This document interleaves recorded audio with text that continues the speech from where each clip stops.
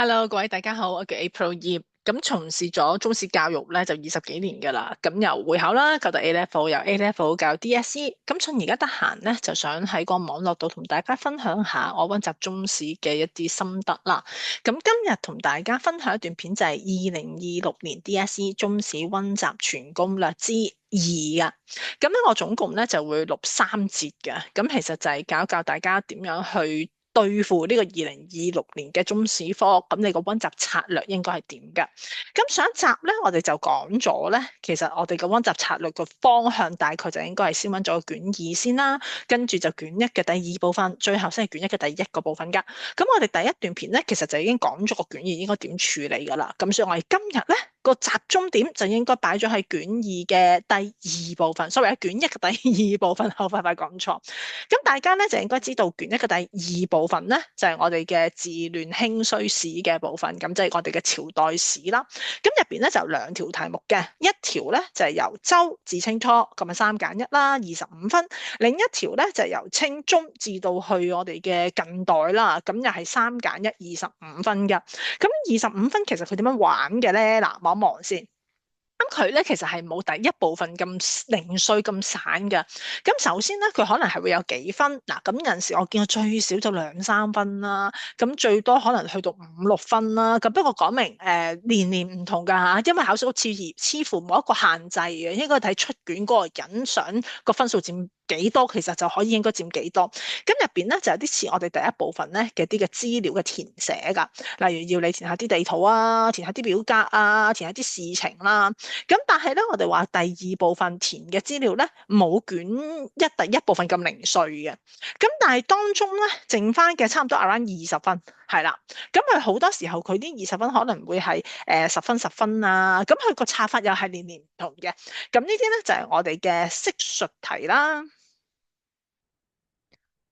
或者係我哋嘅直述題啊，即係簡稱就係我哋治亂興衰史嘅問答部分啦。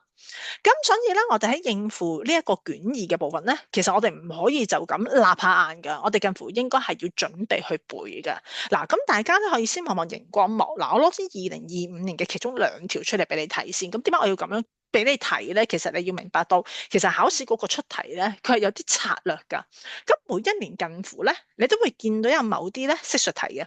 咁寫述題係一啲比較複雜啲嘅題型，咁好多時候咧喺個題目度咧，佢俾咗個史觀你啦。咁例如呢條題目佢就講啦，喂，貞觀之治好鬼勁，我口語化咗啊。咁你覺得係喺開元之治嘅基礎上建立出嚟啊，定因為唐太宗好鬼死勁而導致佢咁勁咧？咁而呢條咧，大家都會明顯感受到其實係一種比較題嘅種類嚟㗎。咁但係我哋係咪就咁好簡單將兩個即係話開皇之治嘅基礎同埋唐太宗嘅個人能力兩個做比較咧？唔係，因為大家要明白咧，其實貞觀之治咁有成就，你一定係包含晒呢2樣嘢，兼且有第三四五樣嘢嘅。咁但係由於今次題目只係 focus 喺呢2個啦，就係開皇之治同埋唐太宗兩嚿嘢身上，咁其他嘢我哋可以唔睇嘅。咁但係呢條題目我可唔可以俾你答就係我兩樣都重要，但又唔得喎，因為題目講明㗎嘛，你比較同意邊一個說法？咁即係話咧，你嘅答案只可能咩咧？我覺得唐太宗個人能力勁過或者重要過，咁所以咧，你呢條題目你嘅做法咧，你都一定只可以講邊一個係較重要，但係喺條題目度你兩者都要涉及㗎，你要話俾我知兩個都重要，但係邊一個重要啲嘅？咁即係話我哋會見到咧，好多時候喺第二部分入邊咧，第一個問題就係咩咧？佢個題型咧係較深嘅。既然題型較深，即係咩咧？即係我哋係需要訓練答題嘅技巧㗎。咁如果你係冇呢啲答題技巧喺手，又或者你本身冇練過呢啲答題技巧咧，其實你好容易有啲題目你答唔到㗎。咁而有啲近乎，我坦白話俾你知，你年年都會撞咗一條咁滯嘅。咁但係我唔答呢條咪得咯？嗱，你講得啱，你可以唔答呢條嘅，但係你個範圍就唔可以讀得咁窄，因為點解咧？其實喺同年嘅第二條，你見到其實佢係一條好可愛嘅直述題寶寶嚟嘅，你會見到佢就咁問你啫嘛。喂，南朝氏族嘅衰落嘅原因，咁就10分啦。咁呢啲就係好似我哋上次講卷二個情況就係你溫咗咪有咯，你冇溫咪冇咯。咁但係卷一嗰種即係 sorry 啊，第三條呢一條咧就係、可能我就算我讀熟咗貞觀之治，都唔代表我識答呢條。咁所以咧，其實喺答卷一第二部分咧，其實你會 feel 到喎，佢風險係較高㗎。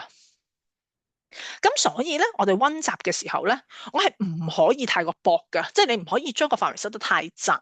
但係我又要點啊？其實佢問啲問題都幾深入㗎，即係話你都係要溫，你都係要背㗎。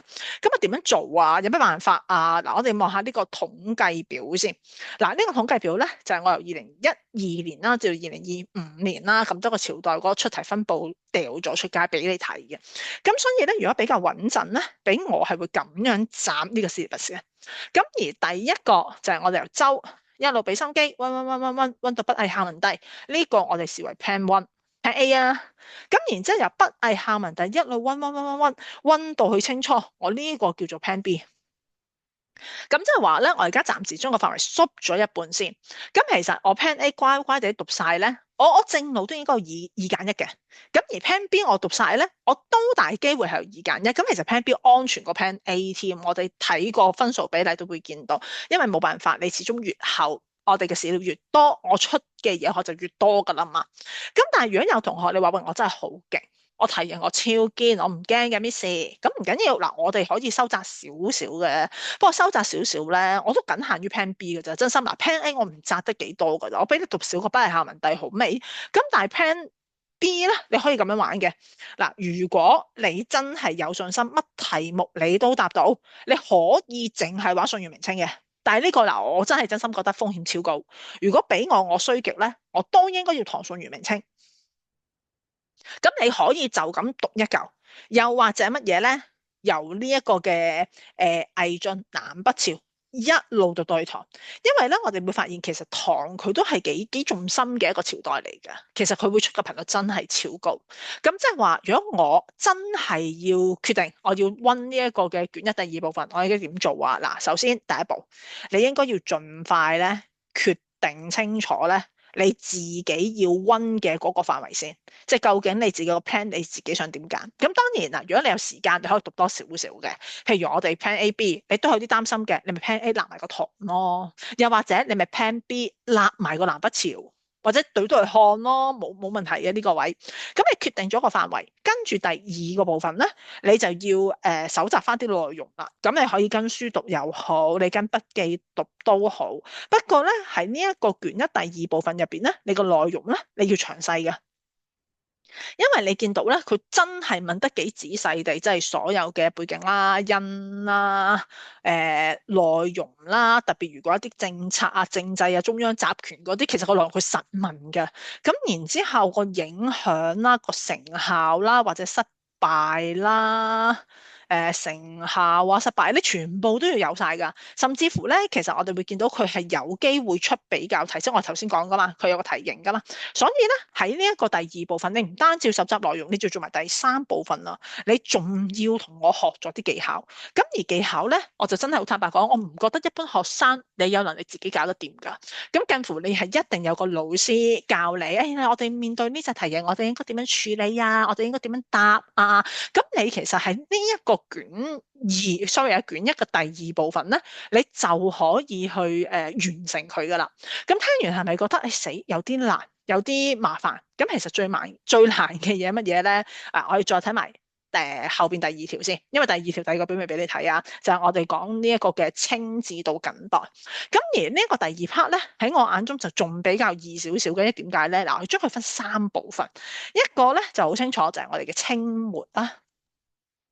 清中至清末啦，我應該叫做 OK，係啦。咁第二個部分咧就係由民初啦，一路去到抗日國共內戰，咁呢個我哋叫民初啦，係啦。咁而第三部分咧就係由49年建國開始啦，一路去到我哋嘅近代啦。咁而呢個部分咧，我就通常會建議學生你執兩嚿嘅，即係咩咧？你一係就清末讀到去民初。你一係就民初讀到去近代，嗱，唔好跳啊！你唔好咁戇居，就由清末跟住 skip 咗個民初，跟住走去讀近代啊！咁係最蠢嘅做法嚟㗎，因為佢彼此之間係有關聯嘅。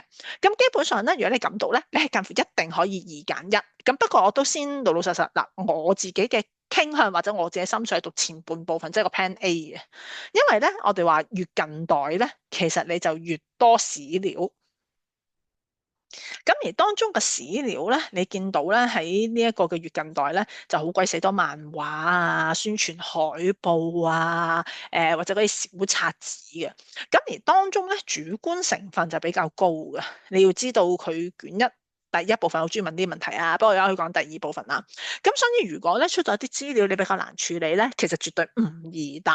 咁而且越近代咧，其實個史觀就越複雜，即係每個人有唔同嘅睇法啊，或者個評論就會越多。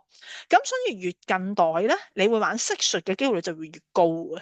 所以咧，不過當然都睇個人取向啦。即係如果你係中意比較讀清末，係啦，讀下啲戰爭啊，讀下改革啊，咁其實你可以揀 Plan A 咯。如果唔係，你可以揀 Plan B 咯。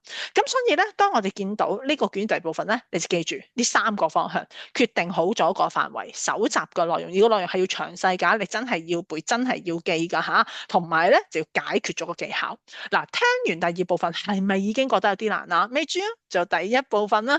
我哋下條片再見你啊，拜拜。